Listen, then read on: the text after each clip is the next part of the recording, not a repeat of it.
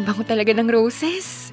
At take note ha, isang beses ko lang nabanggit kay Larry na gusto ko ng red roses. Pero naalala niya. Naalala niya, sis!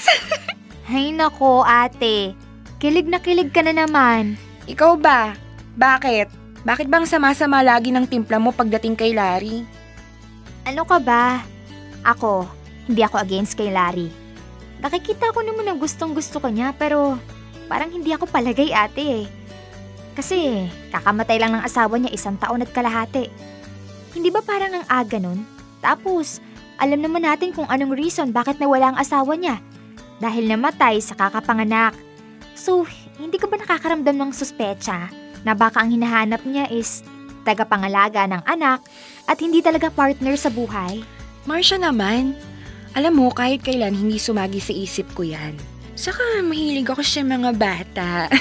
At lagpas-lagpas na ako sa kalendaryo, no? 34 na ako, oh. Baka nga mahirapan na akong magkaanak niyan. Katunayan yan, gustong-gusto ko na yung mga anak ni Larry. Ilang beses ko na rin silang nakakasama. Sobrang sarap sa pakiramdam na may mga batang kinikilala ka bilang nanay nila. Hindi ko talaga alam kung anong pinakain sa'yo ng Larry na yan. At ganyan ka head over heels, ate? Saka anong pinagsabi mong hindi ka na magkakaanak?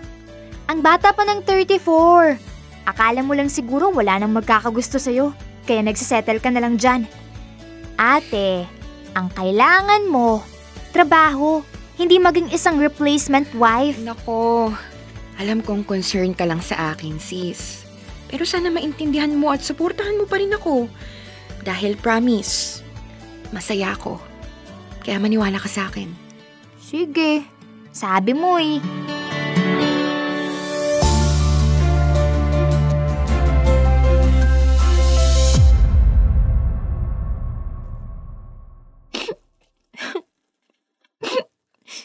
Ano ka ba naman, sis? Huwag ka namang umiyak dyan. Ito naman, 2 linggo lang kami sa Japan ni Larry. Promise, pagkatapos nun, uuwi na ako dito. Ate naman eh. Pinagsabihan kita na huwag ka munang magmadali. Akala ko matagal pa. Nagpakasal ka pa talaga tapos ngayon honeymoon nyo na. Ate, hindi ko pa kaya nang wala ka. Ako na lang ang maiiwan dito sa bahay. Ay, naku. Mabuti na lang at hindi ka sumigaw na tumututol ka sa kasal ko. Nung nagtanong yung pari ng sino ang tumututol sa kasalang ito. Dapat pala talaga. Tumutol ako. Kaya pala, grabe ang kaba ko ng kasal ko, sis, ha? Alam kong magiging masaya ako.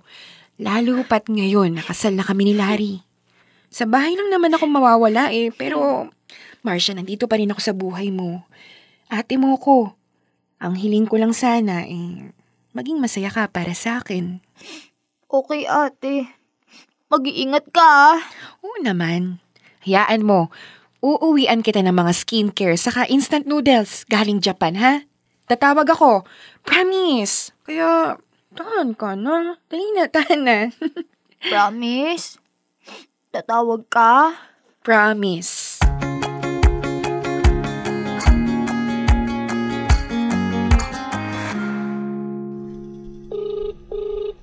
Hello, ate. Napatawag ka. Ginawa naman namin lahat. Pero tingin ko, hindi na kami magkakaanak.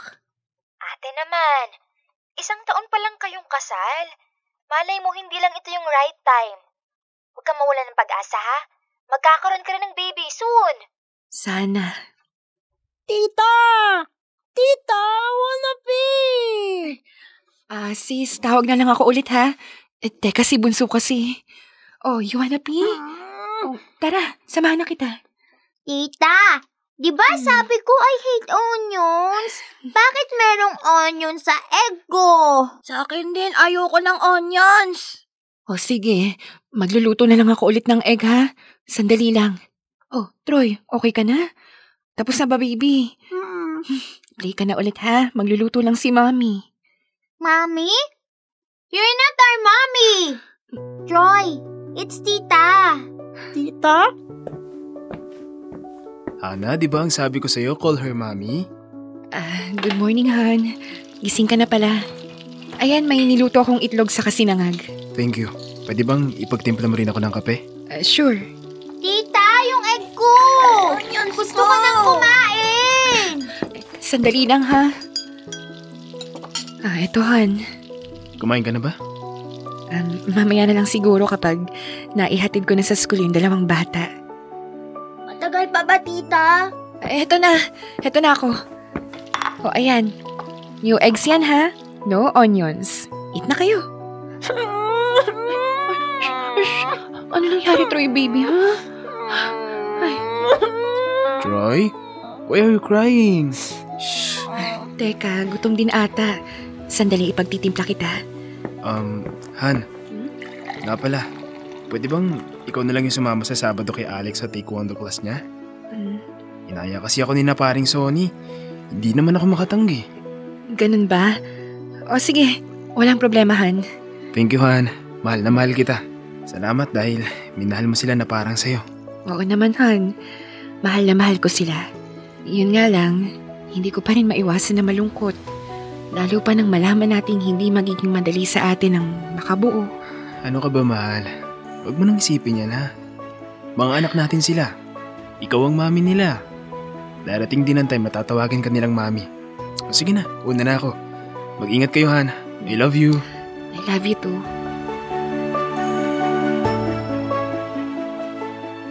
Dear love, gustong gusto kong magkaroon ng pamilya. Pero hindi ko na ihanda ang aking sarili sa ganitong klaseng pagod.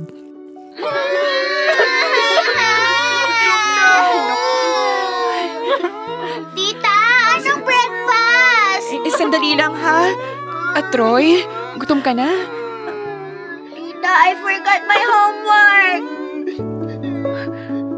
Araw-araw na asikaso. Alaga ng bata, linis ng bahay. Makakarinig ka ng sigaw, iyakan, pagtatalo, magulo. Nakakarindi, nakakabingi.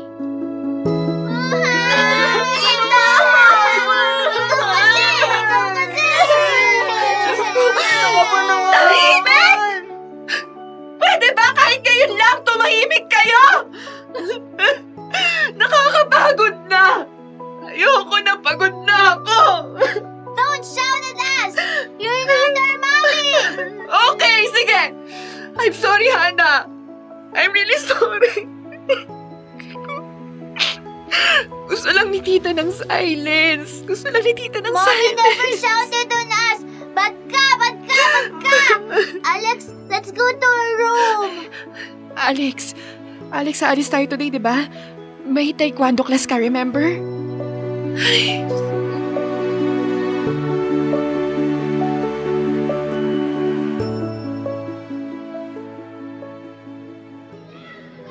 Han, kumusta? Dumating ba si ate para bantayan si Honey at Troy sa bahay? Kayo ni Alex, nandiyan ba kayo sa taekwondo class niya? Oo, dumating si ate. Pagkatapos namin ni Alex dito, uuwi agad kami dahil may mga projects si Hannah. Tapos exams niya this week, kaya kailangan ko siyang tulungan saka mag-review. Teka, sandali ha. Si Alex. Bakit? Anong nangyari? Natalo siya sa match niya. Sandali nga lang. Hello, Mare. Anak mo? No, she's not my mommy! Alex, teka. Saan ka pupunta? Huwag kang tumakbo. I'm sorry ha. Excuse me. Alex, come back! Ayoko! I don't want to do it anymore! I lost! It's just a game. Come here, stop running. No! Alex, isa! I said no! Alex, kapag naabutan kita, lagot ka sa akin. Huwag mo na akong hintayin na maabutan pa kita. Ouch! Ayan! Ayan ang sinasabi ko, kaya stop running! Ay, it's okay. Ay, ganito na lang. Do you want to eat ice cream? No! Alex, ang kulit-kulit mo. Uwi na nga tayo. No! Sa ayaw at gusto mo, uuwi tayo. I don't like you! I want mommy!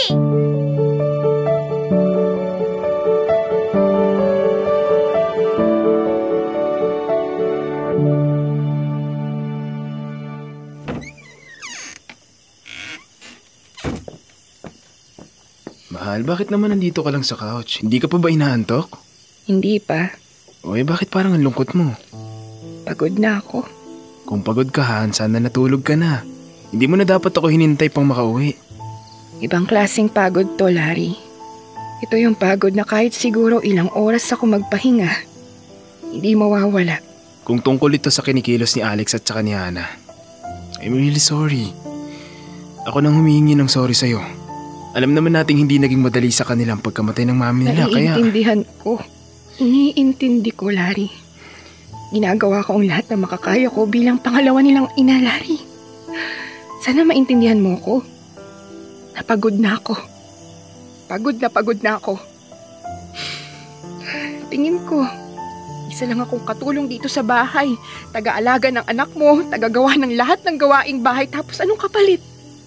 Yung araw-araw akong makakarinig sa kanila na hindi kita mami.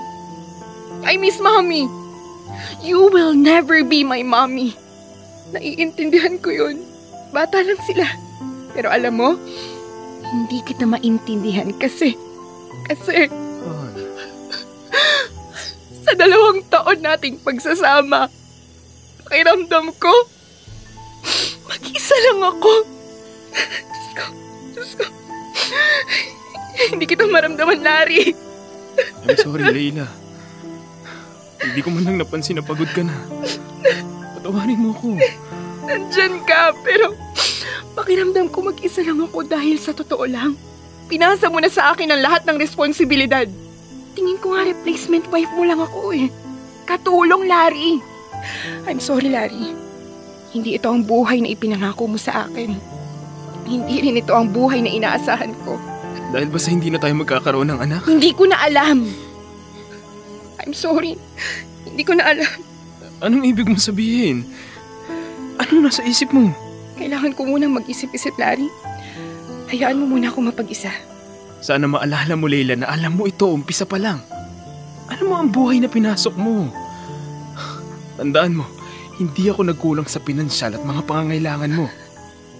Naiintindihan kong pagod ka. Pero responsibilidad mo ito bilang isang ina.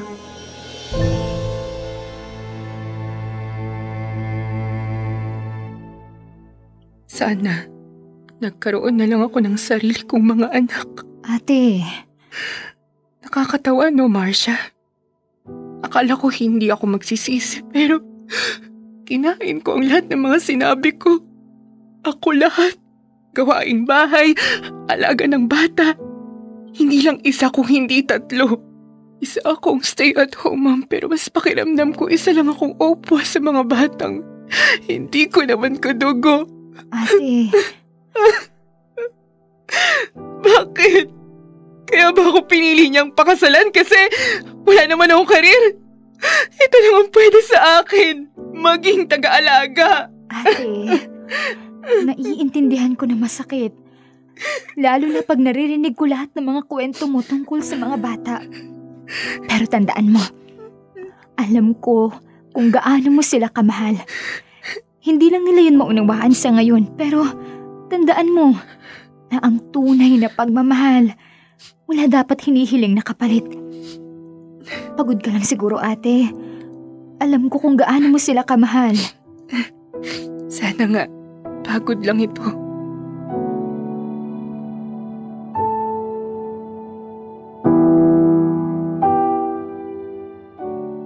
Dear love, alam kong mula sa aking puso, mahal ko ang mga anak ko. Pero hindi ko maitanggi sa aking sarili na nagsisisi ako. Nagsisisi akong alagaan ang mga batang hindi naman nagmula sa akin.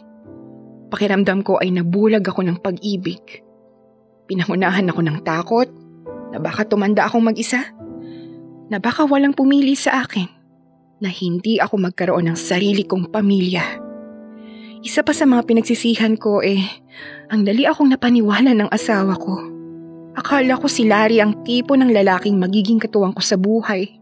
Ngunit nagkamali ako. Sa pinansyal na aspeto lang pala siya magaling. Ngunit pinaramdam niya sa akin na mag-isa ako. Walang emotional support. At ipinamukha niya pa sa akin na ginusto ko naman daw ito. Dear love, mali ba kung gusto ko nang humiwalay? Masisisi mo ba ako na pagod na ako? Lalo pat alam kong wala rin namang kahihinatnan ang mga sakripisyo ko sa mga batang hindi ko naman kadugo.